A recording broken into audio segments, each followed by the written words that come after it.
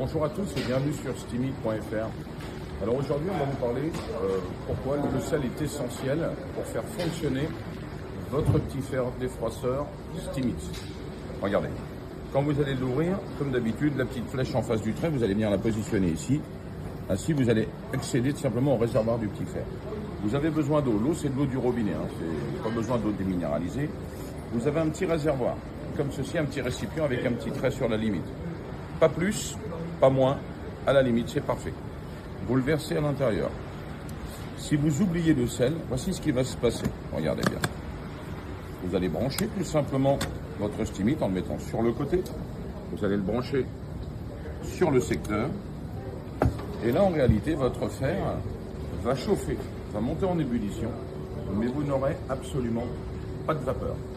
Si vous constatez au bout de quelques secondes qu'il n'y a pas de vapeur, c'est qu'il n'y a pas de sel. Donc là, c'est très important. Vous reposez le fer sur le côté, vous le débranchez, et vous allez ajouter tout simplement le sel.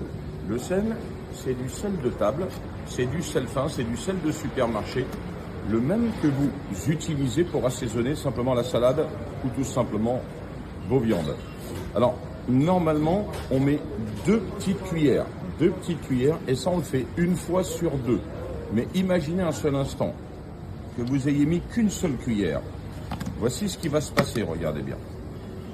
Vous allez brancher votre fer comme ceci. Et là, vous allez vous apercevoir d'une chose. Alors, comme vous le savez, sur Steamit, il n'y a aucun bouton, ni de marche, ni d'arrêt, aucun réglage. Tout est automatique. Et bien, au bout de 10 à 15 secondes, le fer va se mettre en marche. L'électrode va commencer à fonctionner. Mais le seul petit problème que vous allez avoir, c'est que vous allez avoir une petite vapeur. Pas la vapeur qu'on vous présente sur les foires ou même sur nos vidéos. Vous voyez, vous avez une petite vapeur. Donc si vous constatez que vous avez vraiment une petite vapeur, vous voyez, on l'entend, il n'y a pas assez de sel, vous le posez sur le côté, vous le débranchez, vous ajoutez votre deuxième petite cuillère. Et vous allez le découvrir maintenant.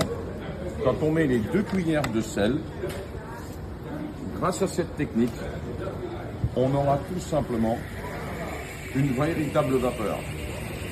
Voici pourquoi le sel est important. Le sel n'est pas là que pour le calcaire, le sel est là pour faire fonctionner notre innovation, l'électrode. 0 sel, pas de vapeur. 1 cuillère, petite vapeur. Si vous mettez les 2 cuillères de sel, vous avez une véritable vapeur. Et avec cette innovation, vous pourrez repasser tout à la maison.